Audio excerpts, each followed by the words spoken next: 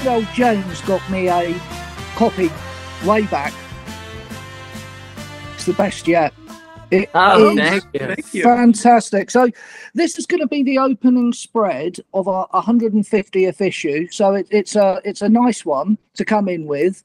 And your label kindly given us a subscription offer for the following issue. So readers who subscribe get a copy on CD. So, you know, we're going to be talking about it a lot. And we love it. Love it. So awesome.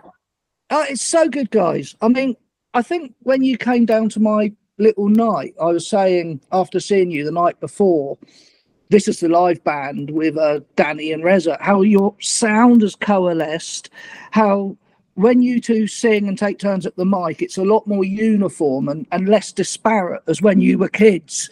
You know, Michael, you were going very Foxygen and out on a limb into the sort of Lou Reed thing, and Brian was still being quite pop. And now it's sort of, the pop's a little bit more power pop, a little bit more tough. The vocals are more in line of being harmony. A late question is, it's, to me, when you play live, it's like a Heartland American 72 power pop sound doing the sort of Mersey stuff. So, you know, Big Star, Raspberries, that's what you do live. And then when you get in the studio and play, wow. So, I mean, I think coming in, both the new album and you playing live, do you think you've sort of coalesced as brotherly musicians more over time, over playing and working together?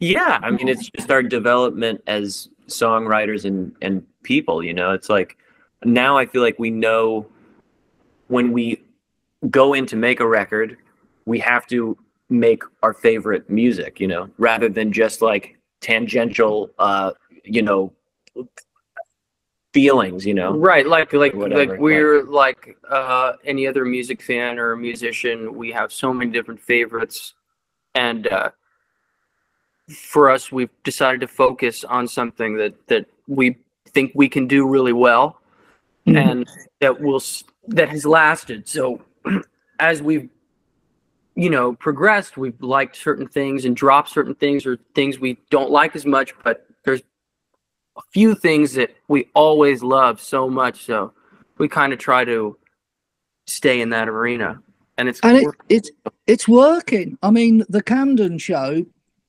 were kids and old duffers who know their music, and that's what you want as a band doing it professionally, playing. You want to get everybody in, and I think it's a question later, but I'll say now, you know, the world's going to hell in a handcart, and I think good vibes and good pop music and rocking out is something people need to do. And it looks like your live shows over the last year have been going great guns with this new band, and your approach to doing the old stuff in a manner more akin to the recordings you're doing now. Yeah, well, and what you said about us kind of our personality live and the music and the style and the arrangement being more of that kind of power pop thing has a lot to do with the players, you know, and what we're capable of in a live setting versus what we're capable of in the studio. When it's just Brian and I in the studio, Brian plays so many instruments, and we can layer the harmonies and get this big lush harmony sound and stuff. And we have all this stuff. We can do we can rent a harpsichord or something, or we can do, you know, but when we're live, it's a pain to bring a lot of shit, and we don't like to bring a lot of stuff. Reza that's the kind of drumming he does, is that kind of like power pop. That's what he knows. That's like what he really loves. So, yep. And with the front line being just 2 guitars and a bass and 3 harmonies, that's just kind of how it comes out, you know. Yeah. It's a classic lineup, and it works really well. And the old songs have got so much new life, you know, in them. But let's talk about this about the new one, which is just great. And I do laugh and I do like it. And I know you're being playful, but that Mery Beach term you've coined is a lot of fun. And, you know, I get it. Just tell me about how you were mucking around and sort of came up with it. And, you know, did the term come up before you started writing these songs, or did it come after you'd written them? It came after for sure, but it's like we love the simplicity of the Beach Boys sound was a combination of Chuck Berry and the Four Freshmen. Yeah, Those kind of like really succinct boiling down a sound. Yeah, even though there's so influences. much more going on than that. But yeah, but boiling it down to when you distill like our sound as like a combination of the Beatles and the Beach Boys, there's so many things that you can be talking about within that world of music that it's not quite as simple and it doesn't quite, but it also gives you a little bit more room, you know. But I do think it's accurate, you know. Yeah, it's like, pretty accurate. I do think that there's on this record, it's not really the Mersey beat sound, you know. It's like if it were pulling from the Beatles, it's not really pulling from that era of the Beatles, like that people would associate with Mersey beat. Yeah. But we just thought it was kind of funny, and it would be like there's the English influence and those kind of more late mid 60s studio records where overdub records and you know, paired with the harmony sound of the Beach Boys. It has the bottom. It's not really like the Hollies because it's got the bottom harmony too, and the top high harmony, you know, with the falsetto that Brian does. Yeah, it's great. I'll reference some of, you know, what I hear in them as we move along. But let's just stay on the Beach Boys. I just jotted these down a minute ago when I was listening to it. In the Eyes of the Girl could have, you know, been on Today or Summer Days, I think. What are your fave era Beach Boy records? You know, Ember perhaps draws on later Brothers era, and that Brazilian feel of Joe and Bing, you know, that sort of soft rock 71 sound. I mean, where are you coming from when you in your own way reference the Beach Boys? You know, is it the whole canon or what? Yeah, it's kind of the whole canon. I mean, I think that the Sonics, because of the recording equipment that we have, and we work on a 24 track. Although we have an 18 channel board, so we kind of use it as like a 18 track, 16 track kind of. The stereo image and stuff, we end up referring to Sunflower and Surf's Up, even Carl and the Passions. You know, we end up referring to this era Beach Boys for the Sonics because of the product of what we have and the equipment that we have. What we have, and also the fullness and the huge stereo image. We love the stereo where it's all the way in the. You know, I think they were using a lot of EQ tricks and mid-side equalization, which you brighten up the sides a lot, and it makes it feel like it's even farther left and right. It was perfection, wasn't it? I was speaking to Jason Faulkner down in LA about his recording, you know, 68 to 75, the period of perfect sonics, and it's just when you could do more, wasn't it? Well, you know, I think you're able to spread the drums and stuff, and that changes things. Honestly, my favorite sound is probably like more 66, 67 or something, but I think that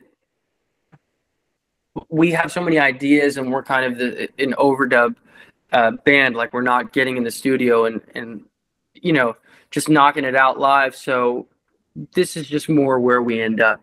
Yeah, I get that. Because the 65 bit, everyone's in the studio at the same time, standing around one mic. You know, it was a lot more primitive, and you're because of course you've got this great band, and I guess this is a question to add. I think they're fabulous. Do you think there will be a point when you record as a band, or the way you've always done stuff, being family and you've got a new studio, haven't you, in Brooklyn now? Is this you're not with your folks downstairs, so you've got a new space, and you know, would you ever record with the band, or would it change how you do things too much? And you've got a live band, and you're the two Brian Wilsons battling it out in the studio together and doing it all. I think that we want to like do some of the, like, you know, how you said that there's the old songs, the way that we do the old songs. So we'd like to we're gonna be rehearsing a lot in the next month because Reza is staying here for the next 2 months, which is he usually lives in California, so Yeah. don't get much chance to record as the four of us because when we're together, it's 2 weeks before a tour. We have to just rehearse every day. So the idea would be to maybe record those live versions of the older songs in the studio. And we did record some stuff with Reza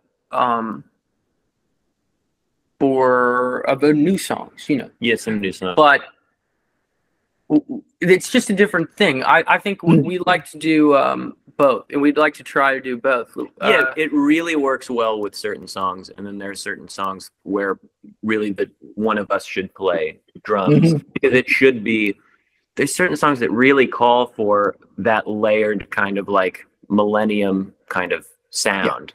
Yeah. And you the drums really, can't be bombastic and 70s power pop style drums. They have to kind of be this thing. And and but I think it's something that we'll definitely do.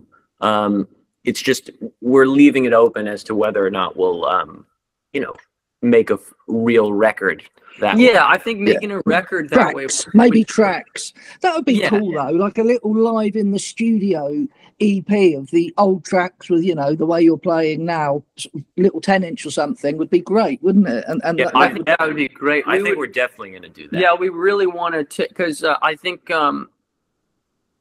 some of those songs I would like for there to be some of those songs I'm proud of, but I think the recordings could be a hell of a lot better. So I'd love to do that. I think Reza's like got incredible energy. You know, he's like Bev Bevan or Jody Stevens on the drums, and it's just hard for us to get into that mode in the studio when we play. Just playing alone without guys. And then Danny's great.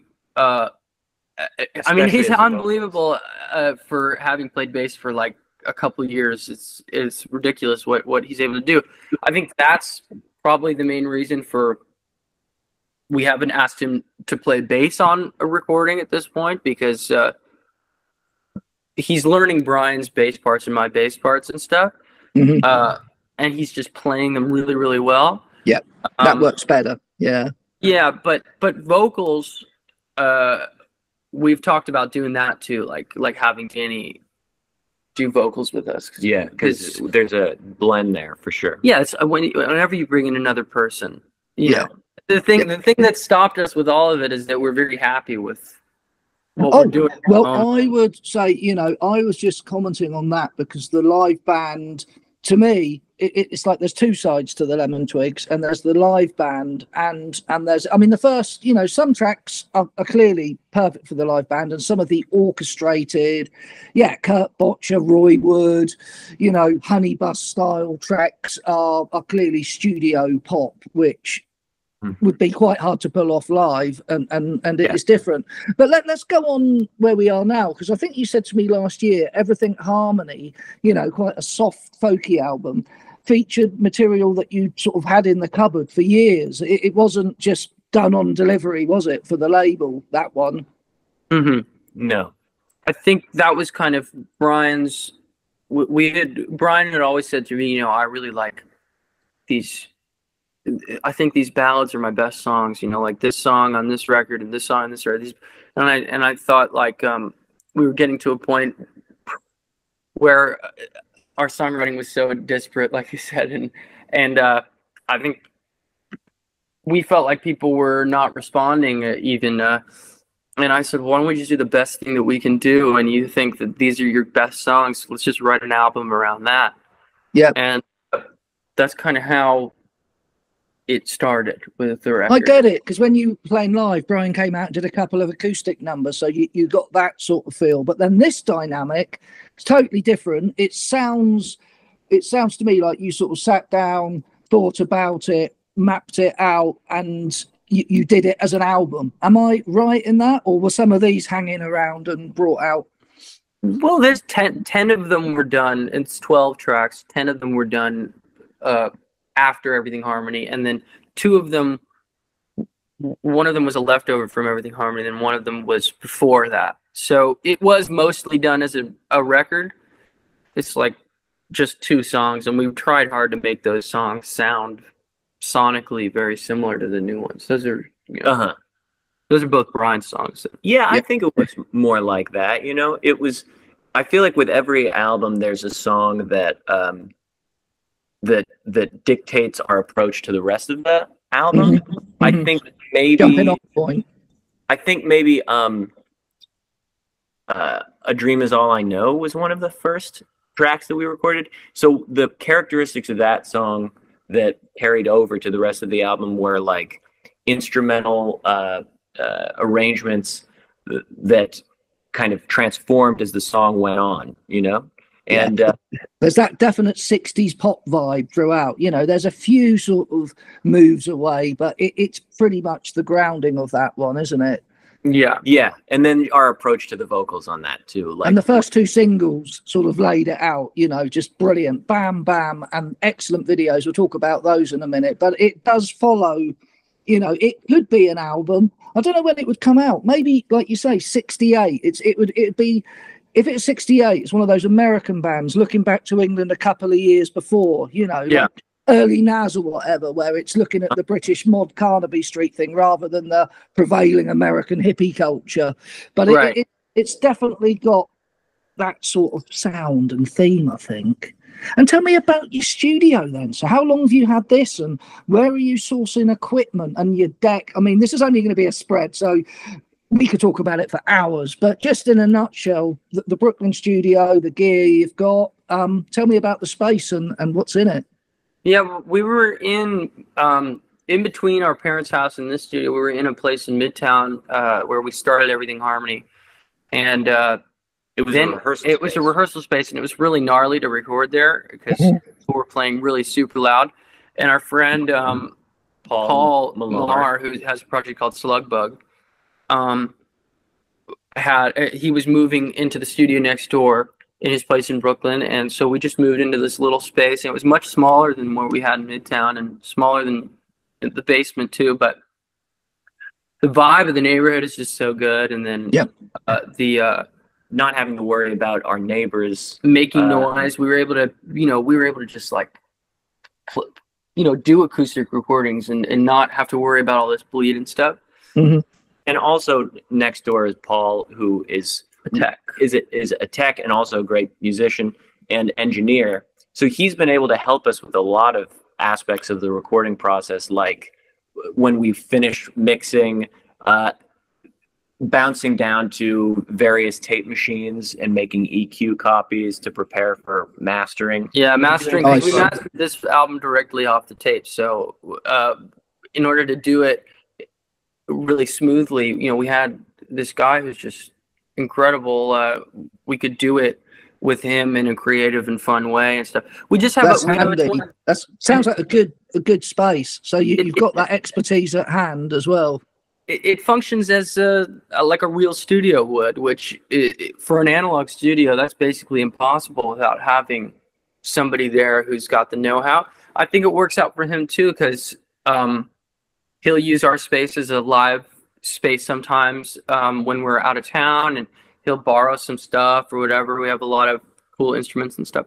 Yeah, I was going to say about your instruments. I mean, the keyboards, just such a great sound. So where have you been gathering from? eBay, from all across the world? Or are you finding a little old guy in New York who's got something in the attic which he hasn't got from since '69? How are you coming across pieces? No, yeah, it's all like from Craigslist and eBay and Reverb and stuff. But we got a lot of our stuff when we first started in terms of our deck and our console. But then we sold our console. So we got this console in COVID. It's just an Auditronics, and it's just a little. We're not real particular about the stuff. It just has to be function in a certain way. We have an 1178. We have a few different compressors. We don't do a lot of outboard effects, but we play a lot with compression, and we just got a plate reverb, which is like the coolest thing we've ever gotten. Really, it's changed. Special, and that's on the album, yeah. It's actually not. Actually, this album is all spring, reverb. Spring, like a little spring that used to come in stereos called a Fisher Space Expander. They used to use in small studios, but because when you're in London and get some money from the label, get those records selling, you should go to my friend Liam Watson's studio, Toe Rag, which has got all of the old EMI. Yeah, I've recorded there as a kid, and it's just amazing. And he wears a white lab coat when he's working with a pen in his top pocket. It would be great. But I mean, you're just making amazing sounds with that. I mean, but what's the keyboard you're using on the Left Bank Style song, the second single? That's a clav. Yeah, but meant to sound like a harpsichord. They just don't know how to fall in play. Yeah, it's great sort of 67 US sound. Yeah, and then we do a lot of super compressed piano, which is kind of I don't know why, but kind of a texture that was so prevalent in the 60s that completely died out. I don't know. Zombies and everyone. Yeah, Zombies, She's a Rainbow, tons of songs have this super compressed piano, and on I think They Don't Know How to Find a Place, we combine that with a synth sound at a certain point. That's for the solo. That's a super compressed piano. I think compression goes a long way, using it as an effect and using it tastefully, and not rather than compressing the whole track, taking certain things, and like Buffalo Springfield records with super compressed acoustic guitar. A lot of records, super compressed acoustic instruments makes it as effective as an electric instrument, Yeah. No, I mean, you've studied so much, and you've nailed that sound. I was just going to go back to the British sound. I just wrote this down earlier. The sound fits nicely into that British window, 66-71. How Can I Love Her More has that Tony Macaulay or John Carter and Ken Lewis British take on the real building and harmony pop sound. It's quite late. It's looking back to the mid-60s. It'd probably be 68, 70. The arrangements make me think sort of more British than they do American. Are you, listening to that stuff and getting sort of, from our mega pop, Andy and I call it, that period of those really studio-produced pop perfections? Yeah, I think that, and even the American stuff that I think that like How Can I Love Her More to me is kind of a Turtles type thing, totally. As well. But it's all stuff that's English obsessed. Yeah. So I don't know, but with that song too, it's a lot of it kind of The Flying Machine and absolutely. There's a lot of Amen Corner and all these kind of like mega pop. Kind of, my man Andy, he's obsessed by that. It was all very clean cut. It was almost heading towards the cabaret. It wasn't aiming for the underground, but they were doing some quite kooky things in the studio, and it was a lot more expansive than the mid-60s pop. And you've got that sound, which I don't think anybody's done in years. That's so cool. I mean, Jellyfish had their moments, but it was more 90s, more 80s, more coming from later ELO. But I mean, that's 30 years ago. I mean, it's a sound that's been untapped, isn't it? I think so. I love I don't know. It's like not quite bubblegum. It's not and it's not as it doesn't have as much integrity as like Sgt. Pepper or or the Kinks or something.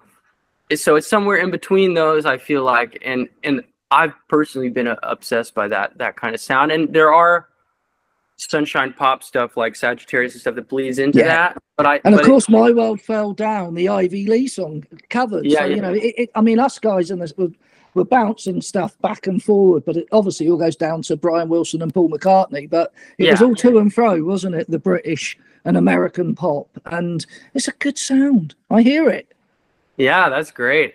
I appreciate. And Church Bells, that's a great homage to Roy Wood that people like me pick up. But I also hear Honey Bus as well, and it sort of fits into that again, not underground, but a big pop sort of thing.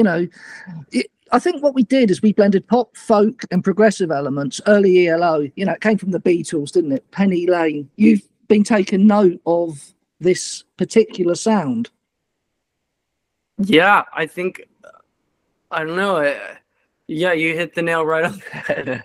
Because for me, I love ELO, but and Jeff Lynne's ELO, but we love Roy Wood. Roy Wood is like out for us, and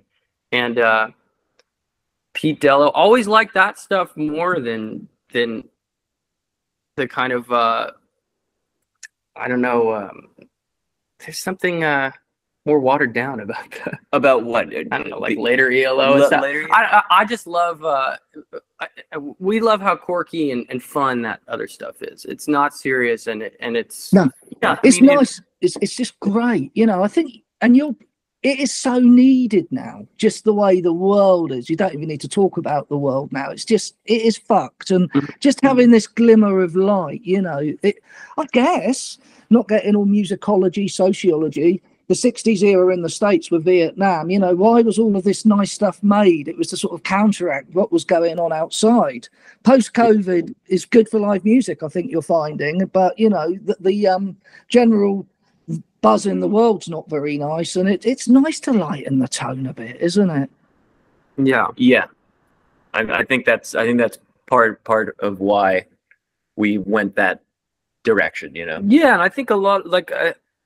I think the tones too are light and airy. Like the drums are not this heavy thing that's like over the head. Yeah, it's got to jump out and punch you in the in the gut. It's supposed to jump out in kind of a light, fun way.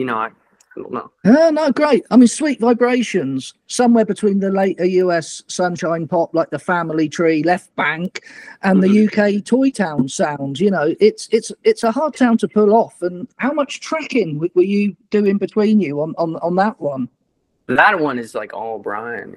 Yeah, that one I guess I played all the instruments on, and it was. The piano arrangement was like basically as I wrote the song. So that really set the tone for the rest of the arrangement. I mean, the bass part was in the left hand of the piano. The melody was in the right hand. And the cello arrangement is really all came from when I laid the guitar part down, which the guitar part was definitely a very left bank influenced guitar part.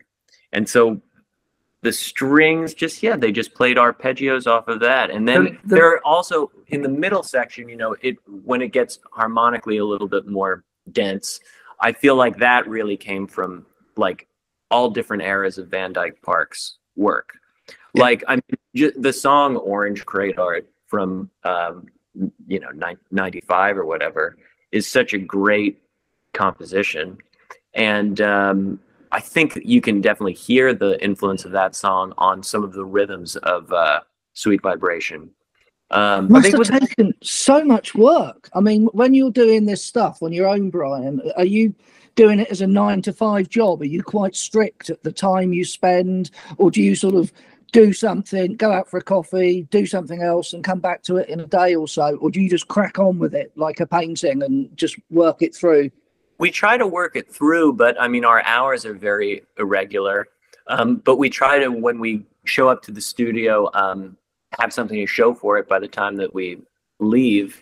The cellos are the most time consuming thing. And that the only reason why we really did it that way was through Roy Wood's influence and feeling like we could do it a lot better than we had done it in the past. Yeah, because Brian played the cellos on Do Hollywood album, but a lot of the effort in mixing it came to covering up the way the cello actually sounded. You can't even really compare because we just had a different mode. We weren't as interested in perfecting recordings and stuff like that. At this point, we do a cello like we do anything else. We'll do it over and over again until it's absolutely perfect. And takes a lot longer. And it's cello. As much as I'm playing that, Michael is really important because he has to punch me in. And that is like, you're working on 10 sequence, maybe 10 to 15 seconds at a time, and then because I'm really not a cellist. And it's also who did the cellos on this? You brought or did you do? Wow. Right. Because I was going to say, because it's such an ELO sound. If you brought somebody in from a music college who'd been trained on classical, you know, it would be quite hard to sort of tell them exactly what you want, wouldn't it? So it's easier to do it yourself. Yeah, I mean, the thing about the boulders and mustard is like they sound like a guy who's just completely obsessed by music, you know, and just really like. So I think that was what appealed to us about doing the strings and horns that way, is that like people would unconsciously feel that effort that was put into it. Yeah, you do. I mean, I'm only playing it on a 320 MP3 at the moment, so I'm looking forward to a 24-bit file and the vinyl, just because the last album was so well mastered on vinyl. It sounds great on 24-bit streaming, but they're doing good work. Captured tracks, they sort of have care and attention in their production, don't they? Yeah, I mean, I think we had some difficulty with the last one because we just decided to make a long single LP. Yeah, so there was a long side on it, and we mastered it from analog tape, and we mastered this new one from analog tape. And having a long side, we had to make it kind of quieter, the record, although we still managed to be louder than most records now. And then this record was really cool because we took the tapes to the guy, this guy Scott Hall at Masterdisc, and there's a whole thing with high frequency limiting. You know, you use high frequency limiting when you're transferring the tape to the vinyl, and because you could like blow the cartridge or something that or the whatever it is that etches it into the thing. Anyway, the cutting knife, yes, the cutting head, right? So but we had done a certain very small amount of high frequency limiting on our own to when we made EQ copies and stuff of these tapes with Paul, because Paul had the know-how. So when we brought the tapes, the guy just turned off the high frequency limiting. He was like a real pro, and he'd been doing it for years. And, I look forward to it. So you've listened to it on vinyl, and you're pleased. It's almost an exact reproduction of the tapes that we presented him with. All he did was change the level. He barely even EQ'd it. He was so he thought that it sounded so good the way it was, you know. And he was just such a pro. Wicked. I look forward to hearing it. And let's go back to the songs. My Golden Years, as I said earlier, what a great kickoff. And the video, so fun. You know, I mean, I remember Steven Spielberg approached Supergrass when they came out, you know, of that weird Britpop area to make a sort of show or something. Of course, you guys have got your acting backgrounds. It would be great, wouldn't it? A Lemon Twigs TV show. Yeah, it'd be great. I remember the Chesterfield Kings did one, and it was kind of hammy, you know, from the sort of garage folk rock band for the 80s from Rochester.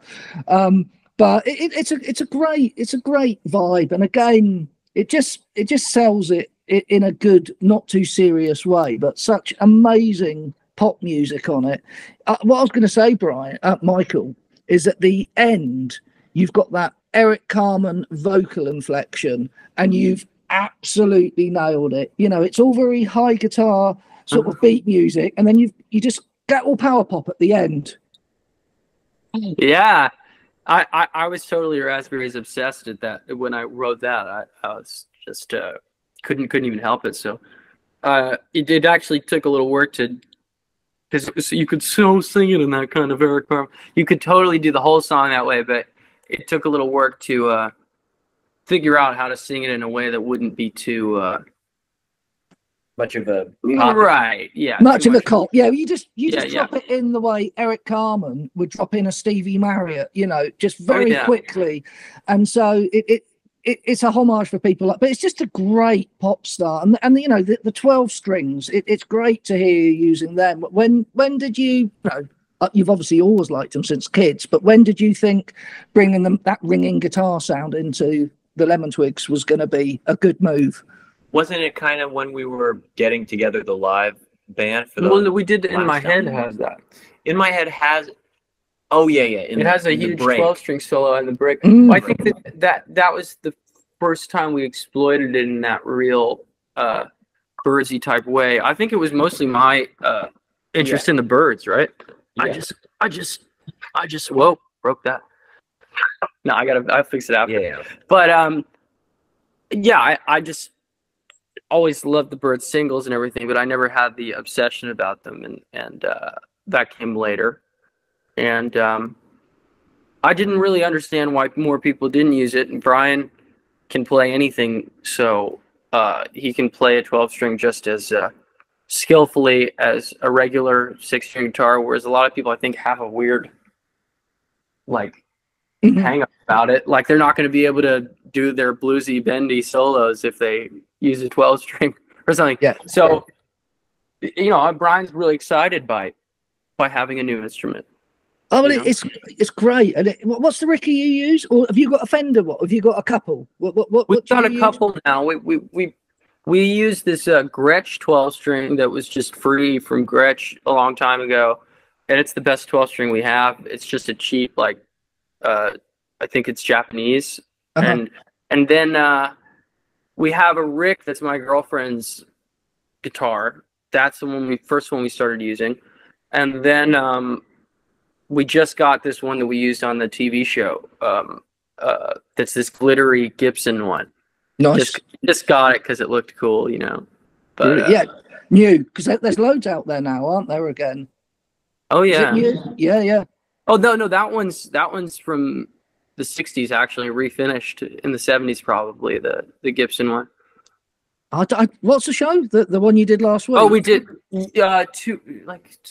did it was the Tonight Show. The Fallon show. That's great. Let's not talk capture track business, but when you do things like these, do you notice a rapid rise on your socials and comments on YouTube, or is it hard to ascertain? Doing a magazine, it's always just chips away and things build, and you can never quite pinpoint where a surge of interest has come from. But that in the States is big business. Do you see? Well, we know why we got that, which is interesting, because it's not the typical being pitched by the booker and stuff like that, to the booker. Brian did the detective work on that, because our first manager, his wife managed Questlove. That's how we got Fallon the first time we did it. Okay. And this time, we really thought there was no shot at getting many TV shows this time around, because we hadn't in a while. And then this record collector guy on Instagram posted any time of day, and then Questlove took notice of it. We saw him comment on it. Then he posted it. And then it became much more likely that we'd be able to get the Tonight Show. And then we were told we weren't going to get it. And then we asked him about it, because he told us, we might be able to get it. And he was like, "Oh yeah, well, you know what? It's not over yet. Just because they told you that you weren't going to get it. It's not over yet." And then he totally came through with it. Yeah. These hip hop guys are handy. I watch the Nardwuar videos, and you see them coming out with Hookfoot albums. I think the whole thing of those sort of 30-year-old hip hop guys is they're into music and they're into the sound and they're into psych and pop. They're very open-minded, aren't they? The modern day American hip hop community, and it's nice that people connected to that big you up, because it's a kind of different reach, isn't it? Yeah. Well, he is just definitely a huge music fan, and he can recognize good melody, and some he can recognize people who can do real harmonies and stuff. I think any time of day, really, I think that was the one that he posted, and that was the one he really connected with, and that has such a Todd kind of vibe, and I don't know, just like clever melody, like. That's really Brian's, It's nice that these people pick up on it. I think it's important for a band like you, so you don't just get stuck in a weird niche of old record collectors, that it opens it up. But go back to the Byrds from a weird old record collector. If you and I are not wise, Byrds, amazing. Teenage Fan Club and bands like that were almost approximating that, but it's classic. I mean, how did you formulate? And I think the sort of Everly's brotherly vocals and harmonies just lift it so much into pure American joy. I mean, how did that come about, that recording and performance? Yeah, that recording, I forgot about that one. Yeah, that was done a long time ago. Yeah. That was done maybe 2019 or something. Oh, like that. So that's an old one, right? Yeah. And I don't know. That was kind of random. That was more like us playing the song together. I was really on a big folk kick. I think I was writing a lot of 2-part harmony songs based on the Flying Burrito Brothers records. And so that was just establishing a feel for the song after it was already written, and having Michael on drums and me playing like a telly or something, you know? And I was playing like a very like Dylan-esque kind of like rhythm guitar, you know? And I was asking Michael to do all of these fills that were on like, you know, the Royal Albert Hall, like I forget his name, Mickey something, the drummer for that filled in for great drummer on Helm. He was doing all these, the 66 recordings, yeah. So that was the influence for the rhythm track, and then I think for like the lead guitar, it was probably still more of a Robbie Robertson kind of influence on the guitar. But we had 12-string on that. Yeah, the 12-string. That's the earliest time we used the 12-string, probably. Yeah. Maybe Living Favorite was 12-string. It's a good sound. I'd like that as a single. I think it's, but I guess it would follow on from the first two really nicely. But maybe you're probably not going to pull another digital single for the album now, are you? There are 2 more singles, but I don't. We had trouble kind of choosing them because we tend to choose the wrong ones. We should have chose Ghost Run Free as one of the singles for the last album. Yeah, our choices are A Dream Is All I Know, and then How Can I Love Her More. Yeah, but it's to us those seemed like the most catchy songs, but it's possible that if you and I are not watching, that was in the running for sure. We thought A Dream Is All We Know was kind of more in line with Any Time of Day melodically, and that you know, an audience that connected with that might connect with that song, you know, and that was like one of our strongest singles on the last album. What people connected with, and then with How Can I Love Her More, it was just kind of like we could have done it if You and I Are Not Wise instead of that. That was more. That's more like it has a chorus. It's got a nice chorus. You know? It's good. It is, and I'll tell you what I really like. Coming to the close and have a couple of questions. Peppermint Roses, man, sounds like one of those great later period home Beatlesy garage bands from the States, like the Yellow Pages. You know, you've nailed that sound. Semi-psychedelic but radio friendly. Again, 1968. I mean, tell me a bit about that one. It's. I think if you played that to a sort of purist psych collector, and you tried to con them that this is some obscuro, that they would fall for it. You know, all of the production smarts on that. Where were you coming from on that one? Yeah, totally. Like the Mirage and all that. Like, well, I was thinking of. I was thinking of all that kind of stuff for sure, and. There's a little bit of flange on there and stuff. We kind of used it as a because the lyric is so silly, and it has that kind of chorus. We used it as a vehicle for fun studio effects. You're right, and fun recording techniques. You have a song like Sweet Vibration, like what we were talking about. All of the instrumentation is in the piano. You have the bass and melodically it's so complex that it's really impossible to add more than what's there. All you can do is reinforce what's there without it sounding completely chaotic, and it gets pretty close. But with something like Church Bells or Peppermint Roses, they're ripe for all this crazy flourishes. Right. Because the melody is kind of just going along in a straight line, and it's not really wavering that much, you know. It's a really great. How long did you spend on that? Because it's got quite a lot going on, hasn't it? There's a lot of kitchen sink across the sort of psyche pop songs on here. Yeah. It's hard to say, but I mean, that one I remember coming together pretty easily, you know?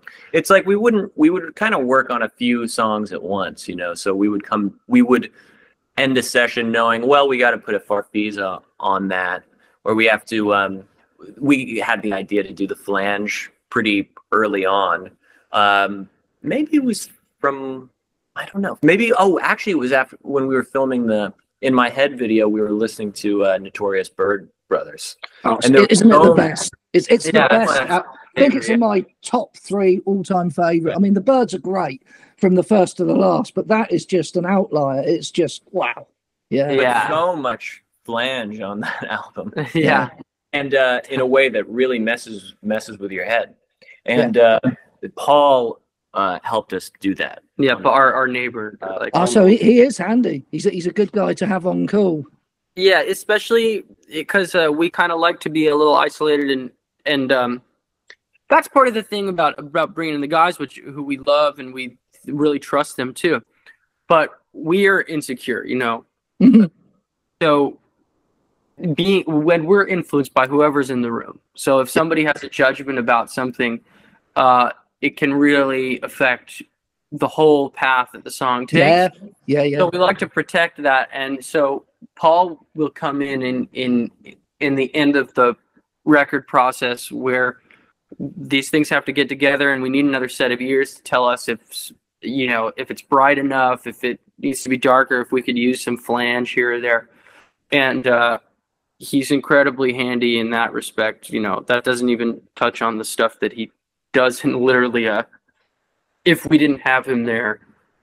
Yeah, he also shit would just be broken and not working. We wouldn't be able to work. You know, he also fortunate. That's so fortunate. Yeah, he helps us film music videos too. Yeah, because we do all that stuff on film and yeah, he's the DP for that and co-director on certain ones. Yeah, excellent. And an outlier. I think I should have known from the start. Really interesting, quite complex, and that's, I think, in a very good way, that stands out as being a little bit different than everything else. Where was it coming from? Which of you sort of did the most on it or came up with the idea? Yeah, and is that an old one, or was that written in these sessions? Yeah, that's an old one. That's from about 2017, which is crazy. But it's a great song. I mean, you play it in a style that fits the album, but there's something different about it, which I think all great albums need to have a song which is a bit different than the rest, you know, so it's not too formulaic.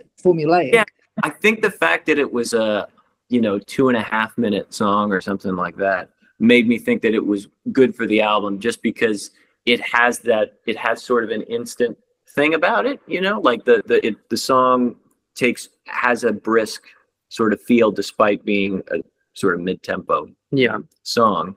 He has a lot from that period that are more country hinged and more folky than even If You and I Are Not Wise. So this was one that was an outlier in that respect. So we felt that it could fit because of that too. And it does. And tell me about the dumbass rocker at the end. We all need those. Wings, Badfinger, Big Star. Everyone did them. I mean, it's a great bit of ball-busting, tight denim 1972. Could be British, could be American. I mean, it's great to just go out on some dumbass shit, isn't it? Where did that come from? And how did you sequence it there? You know, was it really thought about, or was it like, oh, come on, let's do it? We started playing that at the live shows, and we would typically do it at the end, and nobody really knew the song, but they got, they understood it enough, and it was easy to get without knowing it really. Yeah. So we had this idea of it, just it's at the end of the shows, and so it ended up being. Did you do it in London? I can't remember. You did you? Yeah. I think we did. Yeah. The idea behind the song is just that, I've done rock songs, and I'm sure Brian has done rock songs too. Probably less, but like real, just straight up rock songs. And I always kind of would look back and I would go, I've really fucked it up. I didn't do it right. I that has something in it about myself, or that's got a narrative about it or whatever. And I just thought it was funny to have a song that's just like, why did it take so long to say rock on? To just simply say, what we're all thinking. It's great. And to close, a couple of things. The Foxygen show, that looked quite bizarre and mad, because I interviewed Rado about a couple of weeks before, and he didn't mention it, and it looked quite mad. But you guys did a good little Lemon Twig, a Foxygen sound. I mean, do you think that was a one-off? I know Rado and Sam are like, well, Rado told me they're like brothers, and brothers don't always get on or want to see each other. So I imagine there's not the possibility of it being an ongoing concern with you being busy. Or is there a chance of it happening again? Yeah, I think so. It's up to them, really. We're always down to play. It's like, this is like the only band that we would ever consider backing up. We've played with people before, and we grow resentful and feel like we should really be doing our own thing because we like our own thing better. But with Foxygen, they can do something, you know, that we can't do. You know, like we really watched, you know, Sam, and we're just like, this is great. You know, we just feel like it's worthwhile to do. So we're always willing to do it. It's just a matter of, will they when that you know will we be like busy? I mean, we happen to be in LA, so Rado was playing a show and he said I was thinking about bringing Sam up to do some songs. So, you know, he asked us to back him we up. just rehearsed the day before and we kind of already knew the song. So it's great because it's an unhinged insanity with those guys. So it is just spur of the moment sound, isn't it? Which you were coming from when you were kids. You know, it was very much what you were into on the first album of that era, wasn't it? There's something very exciting and unhinged. And now you've grown into a proper pop band. And to end, you're over End of the Road this autumn, late summer in the UK. That would be great. It's absolutely beautiful down there near where I grew up. That would be great. What are you doing on the back of the album leading up to that and across the summer? Well, we'll be going to Spain and Portugal in May and June, and then we'll be touring the States around a little bit after that, and then in September we should be coming back for a long time. UK, probably for a long tour. Busy year. So I mean, that's how you do it in this day and age, isn't it? You have an album and you play on the back of the album, and it's like Daniel Romano, who the Uni Boys are up in Canada playing with. You know, he's a Cottage Industry, and they just basically play all the time. He has a different lineup every 5 minutes, but it's how you make money with music now, isn't it? You know, record sales aren't what they were in the 60s and 70s, so you've got to go out on the road and play, haven't you? Yeah. And luckily we enjoy it with the band. It's like brilliant pleasure. Yeah, we love those guys, so it's super fun. It's really, we just need to finish our next record so that we don't when we're on the road, we're not too out of touch with ourselves and everything. So you're working on something at the moment, are you? Always you're working on something? Yeah, usually we were working on some. We just finished something yesterday, a song yesterday. You know, back in the 60s and even the 70s, the Jam, 2 albums in 1 year, it was so common. And nowadays, the big bands, it can be 5-6 years between records. I mean, you've got to keep on churning it out, haven't you? It's your job. I think so, yeah. I think it has to do with touring probably, and it might have to do with home recording and I don't know, and endless, and might have to do with digital too, endless revision.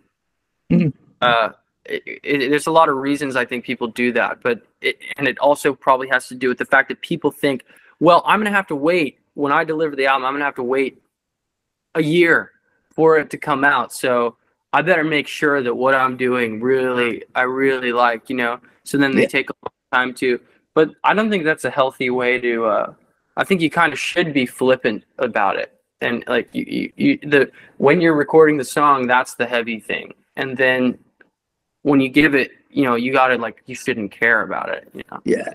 Well, guys, absolutely brilliant. I'm off to a gig. It's dark here. Cool. Pleasure to talk. I'll write this up next week. I'll get the issue across to you because you've given us a nice question about a left bank related one, of course, which is a lot of fun. So what's your answer? Well, Andy and I are both massive fans, and so we can't write